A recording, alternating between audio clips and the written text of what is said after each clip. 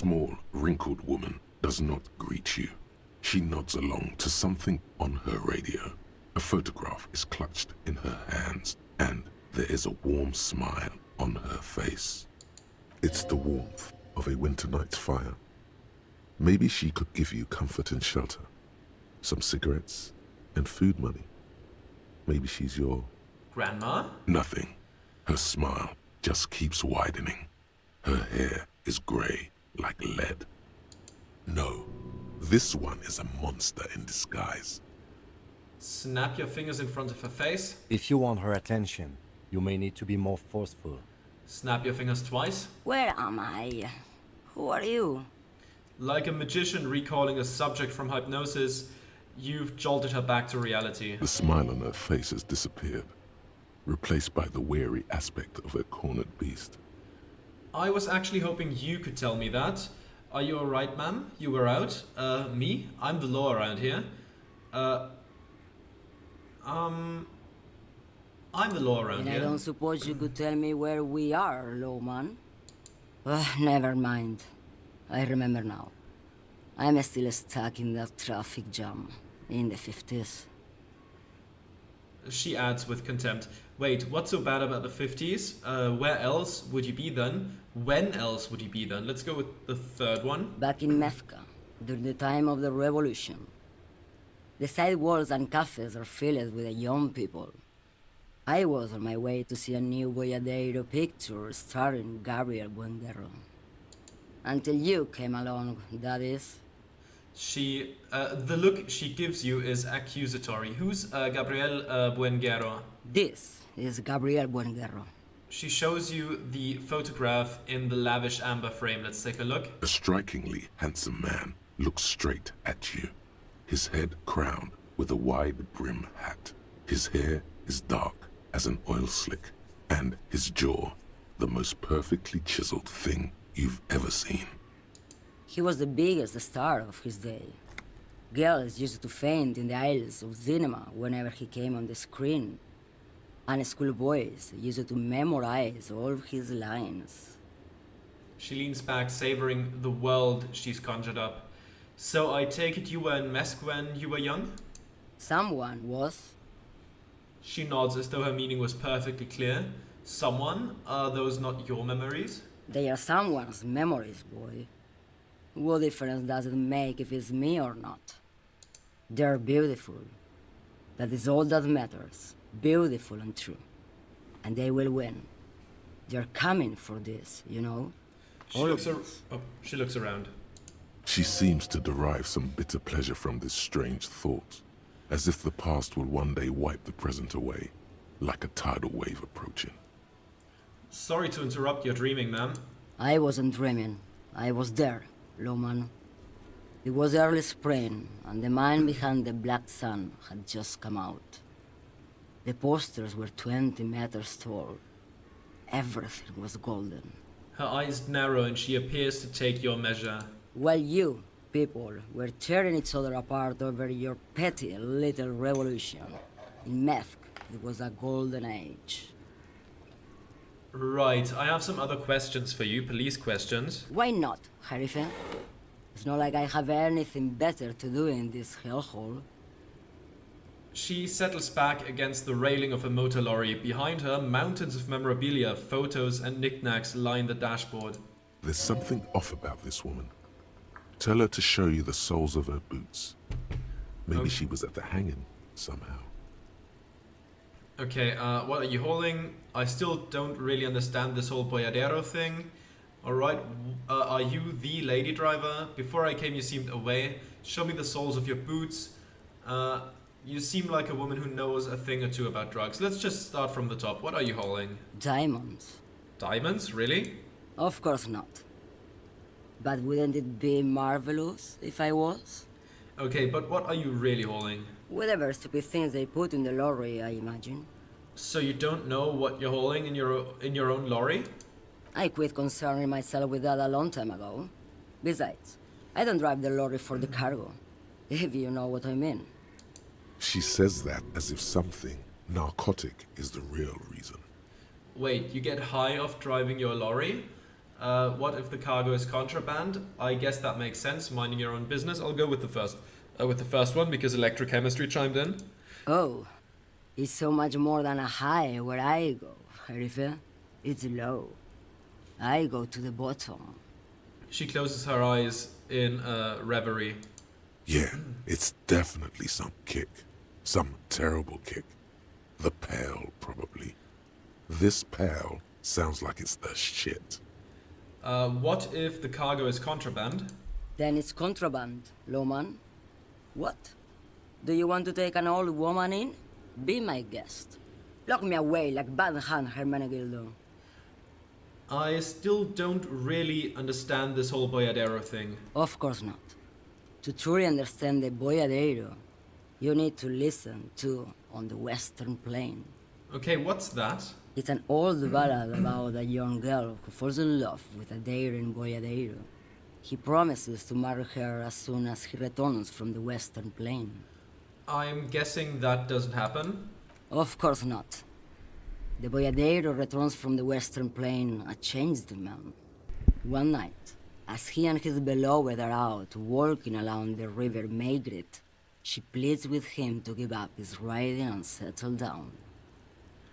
I think I see where this is going. So the Boyadero strangles his beloved and throws her body in the Maigret.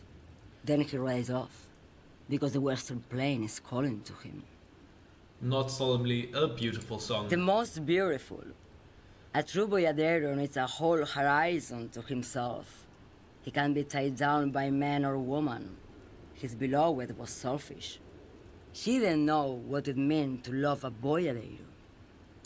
What if to truly love a boyadero is to float lifeless downstream? Alright, are you the lady driver? Did you just call me a lady, Herife? She clearly doesn't think she's a lady. Don't repeat it. I will repeat it. Well, aren't you a lady? The woman's malevolent cackling fills the roundabout. I'm a lady like you are Gabriel Buenguerro. Only in dreams. So you're not the driver everyone is terrified of? I'm only terrifying to small children, and to those who used to know me, Why are you scary to people who used to know you? because they can no longer recognize the person I once was. Then who is the female driver I was told of? How should I know? Do I look like I spend a lot of time with the other communers sniffing around, when I have my movies to go to? That's all I needed to know, thanks. Oh, Sim. The woman stares at you, her mind elsewhere now, on other matters. Something in her is pulling towards some unknown rest state. She twitches, like a sleep kick. Before I came, you seemed away. She's just a distracted old woman. We should maybe let her get back to her things. Come on, he thinks. She's not the lady driver.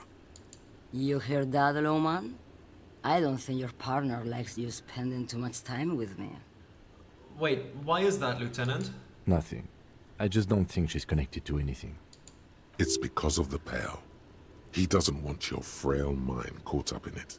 And this woman has spent time in the Pale. A lot of time. Should you drive a lorry if you get like that?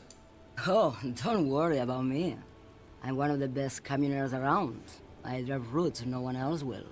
What route? Lomonosov's Land, Udajnaya Zemlya, the Western Plain. She nods and closes her eyes again, letting her mind submerge. A terrible cold comes over her, rattling her teeth as she stares inward.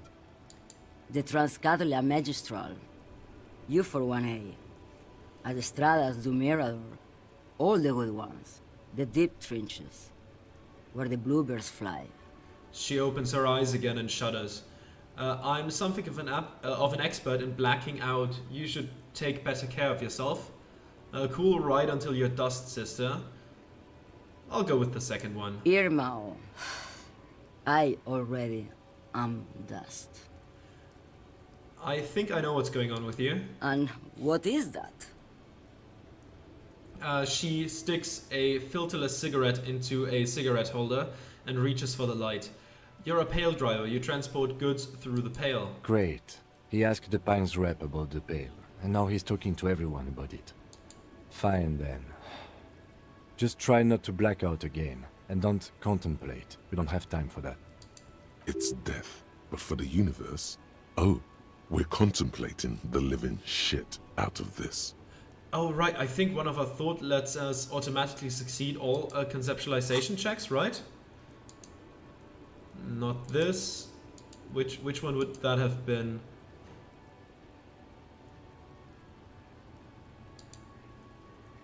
Wasn't there something? No, all hand-eye coordination passives.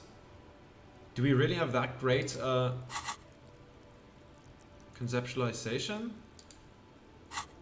Oh yeah, 6 plus 6 is 12. Wow, okay, our conceptualization is actually pretty damn good. Oh right, we have a conceptualization close still on. That explains things, okay. Oh, I'm contemplating, Kim. I'm drawing existential conclusions from this. Exactly what I didn't want you to do. Ma'am, my partner wanted to know if you work in Pale Transport. No offense. But your partner? She lights a cigarette. A white and silver cloud of smoke disappears into her mouth. Seems like a bit of an idiot. She breathes out. The air tastes sweet. Republica, a filterless cigarette from Misk. Republica, smell the air. That's not very healthy. I blacked out after a night of heavy drinking and lost all my memory of the world. I blacked out from sheer heartbreak and lost all memory of the world. I'm not an idiot. I'm a detective of the RCM. Don't say I'm an idiot.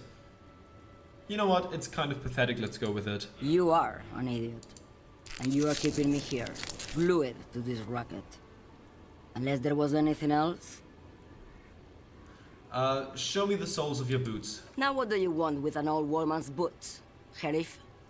It's for important police business, ma'am. Please help me out here. It's important. Nothing, I guess. Let's talk about something else. Please? Please? I think you should let me get back to Gabriel Buenguerro. You are not Gabriel. Gabriel doesn't say please. She's wearing sturdy worker's boots made of black leather. Buckles run across. The sole is also made of leather. Now the other one, please. Just before Gabriel, it was the coronation of Franco Negro. Now, there was a real man. There is no aberration in the pattern that you see. She puts her foot down. Moreover, the boots were size 37. Tiny. There are too many discrepancies in all this. Wait, by it being the coronation of Franco Negro, you mean... Pale damage. I was just holding my father's hand. He wasn't sending the stairs in riot. The crowd had gone silent. There was dust in the air. Perhaps it was another Sheriff who came and woke me up, looking at my boots, asking questions. Or perhaps it was one of the others in this carnival. I don't remember. As she says carnival, she gestures to the empty square with the statue and the machines. Turn to Kim. She's not the odd soul. These are not the boots that made the print. I could have told you that from just looking at them. A size is 37. The feet of a little girl, they fit well on the pedals. You seem like a woman who knows a thing or two about drugs. What do I need drugs for, lowman? What I see, what I feel, the great adversary, no drugs can compare. The adversary? Yes, there is a protagonista and an adversario. I am on the side of the adversary. There's no coming back from that hole. The pal sounds like the drug to me. That's not really what I was getting at. Okay, let me ask you something else then. That's not really what I was getting at. Then what were you getting at? This line of questioning is going nowhere. Try harder. What is it that you're holding exactly? I wanted to ask if you'd be interested in smuggling some drugs. You know what? Let's ask it that way. Why would I want to do that? For commerce, the lifeblood of the Isolas, for the glory of the world republic, liberation of the spirit and body. I don't know, the thrill of the criminal lifestyle. The thrill of the criminal lifestyle? Lowman, what in the name of God are you talking about? Okay, let me put this another way. Are you smuggling drugs through Terminal B? Maybe. Probably not. Makes no difference to me either way. You said earlier you don't know what cargo you're holding. Could it be drugs? Just this month, I made half a dozen trips from Saramiriza to Grad on the U41A. What do you think they take from Saramiriza to Grad, Loman? Drugs? No, Loman, diamonds. She grins. Damn this.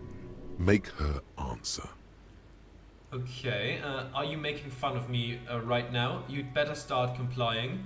I didn't ask you about diamonds, did I? I don't care about that. If you had to guess, who do you think is smuggling drugs around here? You better start complying. I would never make fun of a real lawman, Sheriff. Ma'am, you're not responsible for what the client puts in your lorry, as long as the seals are not opened. We officers know that. He gives you a stern look. Lay off her. I didn't ask you about diamonds, did I? I don't care about that. Diamonds are good for you, lawman. You should try them sometime. Make yourself pretty like Eva de Zoras. If you had to guess, who do you think is smuggling drugs around here? Easy. He's the skinny man who thinks he's a poet. Never trust a poet. Also, he's the only one I can see from here. That's correct. There is no visibility of any of the others. Okay, if you're not involved with the drug trafficking, then why are you still waiting here? Where do you want me to go? This isn't so bad. I can listen to music, or the seagulls. Look at all the colors and the futures of this world.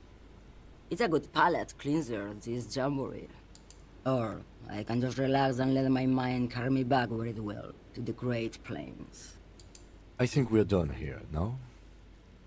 He closes his notebook to stress it. Thank you for now. Yes, go. Enough jamboree. I need to get back to Mesky. Her voice trails off. I'm a big fan of that voice actor. I don't know what their name is, who they are, but they did a great job with the Pale Driver, in my opinion. Always very cool to talk to her. Okay. No, you know what? Let's save Measured for a little bit later. We still have some other people to talk about the drug trafficking with. Like you, for example. Stuck in the rain in a traffic jam, man. What's on your mind? I heard that one of the drivers is a woman, but I don't think she's here. Do you know this lady driver? I don't want to talk about that. He shifts around suddenly uncomfortable, then looks away. Why? Do you know something? What is it? Man, I was hoping it isn't going to be her. All I can say is, she isn't around here anymore. She isn't some evil drug trafficker. And I don't know where she is. I asked you who's conducting the drug trade. You said you didn't know. Now you're saying you do. I didn't, man. I told you I was hoping it's not her. That she wouldn't be mixed up in it. He still is, hoping. It's just wishful thinking on his part, not trickery. Who is this person? What's her name? Thank God I don't know. People here call her the Lady Driver. She kept her name a secret. From me too. Now I see why. Who is she to you? A friend? An acquaintance. I don't know. She was the only person in this damn jam I could talk to. She's someone I don't want to rat out to the law, okay? What does she look like? A youngish woman. Gruff, but in a cool way. What color hair? Blue and violet. Dyed. It was violet when she got here. Blue before she went. When did she leave? Damn, I don't want to... Please just let it go. Whatever she did, it can't be that bad. She's not a bad person. I know that much. We can't just let it go. It's part of a police investigation. That's how it always is with you, isn't it? All part of the investigation. The girl's troubled. If you hunt her down, she may not survive it. I can't have that on my conscience. It won't come to that. We won't pursue her on this. This is information only. I don't believe you. Yeah, and I honestly never would believe a cop either if they told me that. I know in this case, yeah, Kim doesn't actually care to pursue it, but I would never trust a cop that says that. Believe us, it really is. You said she's troubled, how? Believe us, it really is. I just can't, man. I'm not naive. You said she's troubled. How? She's got the darkness in her. That young person's darkness when you think it's all over. and you're looking for a way out. She shared this with you? Yes, which is why I don't want to snitch on her. It's not snitching, it's just a few questions. Come on, man, life is just a joke. I was told everyone's afraid of her. You're not? Come on, man, life is just a joke. Maybe, but not another person's life. I was told everyone's afraid of her. You're not? I heard the rumors. I saw the other drivers looking at me strange when we talked. And she told me, too, that she's had a violent life. But I wasn't afraid of her. More like for her. Did this violent life include drug trafficking? Well, it looks like it did now. But we didn't talk about that. We talked about life, you know? She talked about her mind. Hold on, her mind? The way it worked. The trouble it was giving her. The pain it was causing her. When she left, did she leave her lorry behind? Fuck, man. Go grill someone else with these questions, okay? There are plenty of drivers here who couldn't stand her, or were afraid of her. They'd be more than happy to rat her out. He's right. There are other options. The raceman, for one. That is true. Push Tommy and it will break his heart and his spirit. Don't expect you to be pals. And at that point, we kind of have to, right? Now is not the time to focus on feelings. You need that info, son. She's a suspect and I need you to tell me where she is, or I can't finish the investigation. I thought you were a different kind of cop. Something breaks in him as he stares into your eyes. The realization that you've used his friendliness and goodwill for your own ends. Remember, you're doing it for the bigger investigation. This is important. Relax. Ask.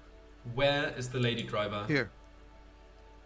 He takes a key ring from his pocket, then looks at it before giving it to you in silence. The keys to a motor lorry. Pretty complex. Looks like a chain lock. Her lorry's still here. Down past the statue of Philippe. The cabin is green. You can get in there with these. That's all I know. When did she leave? Last Friday. He blinks, his eyes half empty now. Anything else? Like where she is now? And why did you have the keys? I'm sorry I had to do this. One more thing about something else. Anything else, like where she is now? No. I don't know. And why did you have the keys? She left them to me. Because she trusted me. So I can get it out of the way when the jam breaks loose. Otherwise... He doesn't finish the sentence. The other drivers would have to tow it or break in to get the machines moving. One more thing about something else. Nah. I need to think my own thoughts now. Pray forgiveness for my sins. Go check your cabin. I hope it gets you something. Help someone. Man, oh, that feels bad. In my first playthrough, I think, if I remember correctly, I got the information out of the racist lorry driver, which felt much better. Threatening him and all that, that was fun. But This screen found, A to Z, Contemporain, is parked in the shadow of the ruins looming overhead. It's seen better days.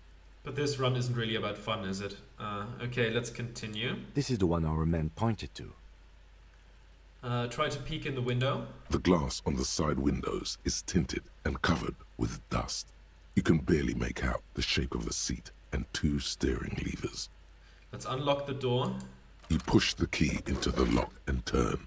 It makes a cracking sound. Then the door pops back a few centimeters. You can just... Open it. The smell of cigarettes and perfume welcomes you. The cabin inside is plastered with old movie posters. Actresses smile from the walls. There's a radio transmitter in the front and a toolbox tucked under the driver's seat. Some tools lie scattered near the pedals. Okay. There's something odd about the passenger seat. The seating fabric has been pulled tight over the lower side of the seat where the toolbox should be. Let's admire the posters. These are movie posters featuring starlets from long-forgotten films from the 20s, the teens, even the 90s of the last century. One of them particularly catches your eye, a centerfold of an ingenue attached right above the back seat. There's definitely perfume in the air. It's spicy with a hint of amberette. wafting through the bitter air of the cabin. Stop and wonder, what's that smell? The remnants of a sweet juniper-scented perfume. Probably grenade number 5. Let's study the centerfold. The actress is draped in a sheathed dress, one of her shoulders bared. The faded remains of an autograph run across the poster. She's looking past the camera. Wait, doesn't she resemble someone you know? But you can't put your finger on whom exactly. Okay, that's of course unfortunate. Enough of the posters. The actresses and the rear actor all smile you a warm goodbye. A radio transmitter is attached to the dashboard and a toolbox sits under the driver's seat. Let's examine the radio. Looks like the frequency dial is absent. It requires a key to work, but the key has been removed, likely by the missing lady driver. That would make sense. Strange. There are so many radio stations saved here. Must be over 100 at least. It has to be an advanced model to fit so many frequencies next to each other without blending them together.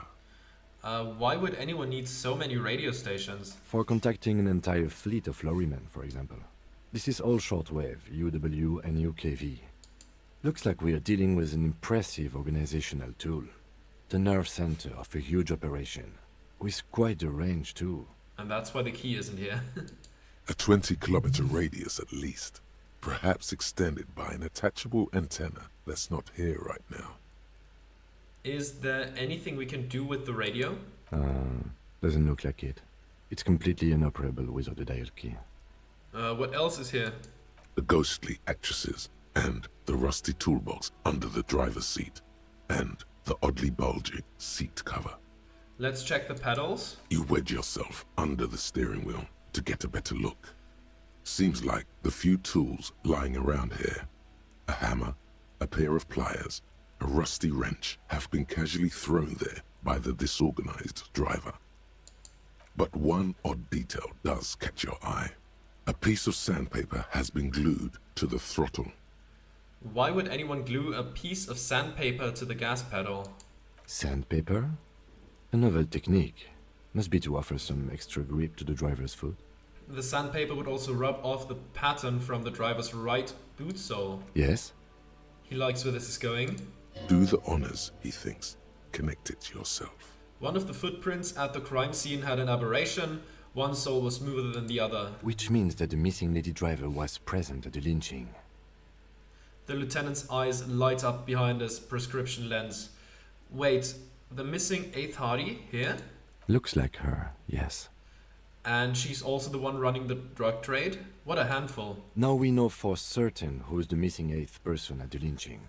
Do you think that Hardy and his boys could also be involved in the drug operation? Those jerks, definitely.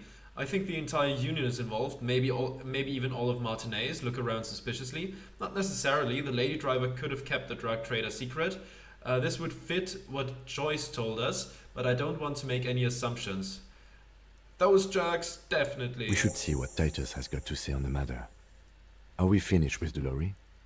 Not The quite. movie stars are still smiling from the walls. The radio transmitter sits on the center console and a faint smell of perfume is in the air. Let's peel off the cover on the passenger seat. Voila! A stack of neatly folded papers has been stashed behind the seating fabric. You see 3 maps depicting a large metropolitan area. It's Revachol. Some of its routes and highways have been outlined with a pen. Bonne prise. The lieutenant commends you as you shift through the treasure, well worn and folded into neat squares. Fold open the topmost map. This large map displays the elevated motorway called 881.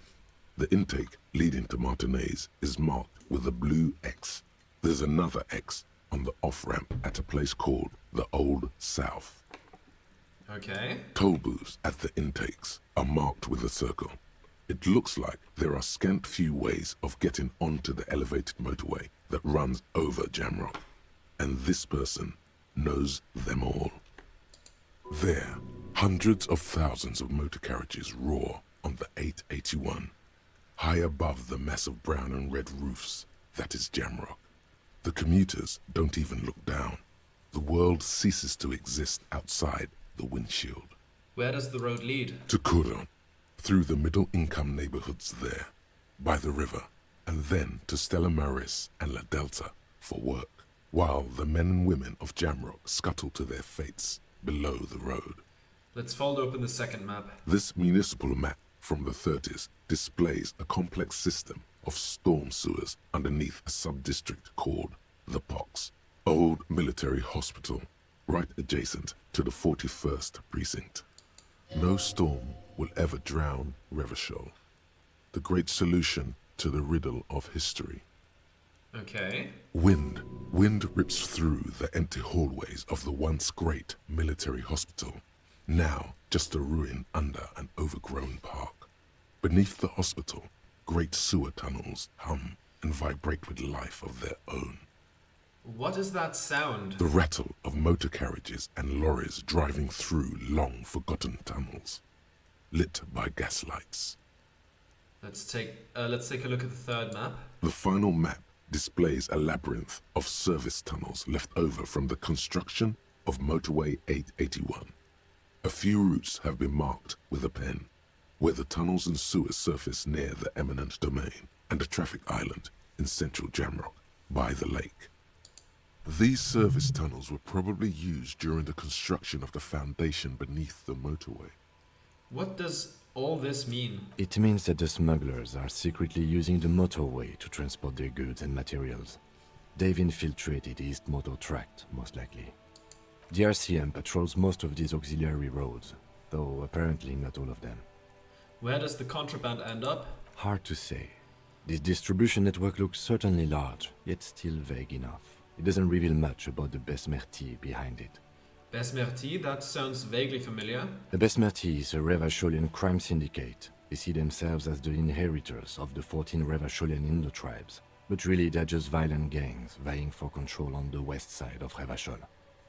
Okay. With cool names, like La Puta Madre and Aura Mazda.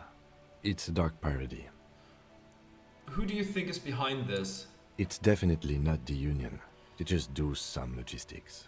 This operation has spread everywhere in Jamrock. If it's that widespread, then Madre remains the most likely suspect. Here's bad news. There have been attempts at a serious investigation before, but they haven't ended well for those involved. Okay, makes sense. That makes sense. I mean, if even Kuno doesn't mess with the Madre, or was it the Mazda? Well, if even Kuno doesn't mess with them... Lieutenant Kitsuragi is a brave man for saying Madre's name without the winces and whispers that usually accompany it. Especially bad news for cops who may have something in their past they don't even know is there. Return the stack of papers under the seat. Best not to disturb the scene. I'll have forensics go over the lorry and pick this up later. The stack of maps looks just like before, barely noticeable. The movie stars look silently by, and the pull-out toolbox has a rubber handle, worn from years of use. Let's pull out the toolbox. A metallic drawer slides out from the seat. It's empty, except for a folded newspaper. Let's unfold it then. It's an issue of Périphérique from last Wednesday. A piece of paper falls out from its pages. Let's pick up the note. It looks like an article ripped out from a radio enthusiast magazine. Complex mathematical equations explain the basics of something called the Ulan frequency system. These formulas look oddly painful. Maybe it's the hangover, but they give you a headache. Oh yeah. The Ulan frequency system? I've never heard of that before. I know of FM, AM, UKV, but... His thoughts trail off. Let's push it back in. The pull-out toolbox slides back into its nest. The rest is as it was. Posters, a radio, dust on the windows. And let's close the door. You close the rusty old lorry door. Great. I think we got everything. A word, detective? Before we return to Joyce? Okay, sure. Let's talk real quick.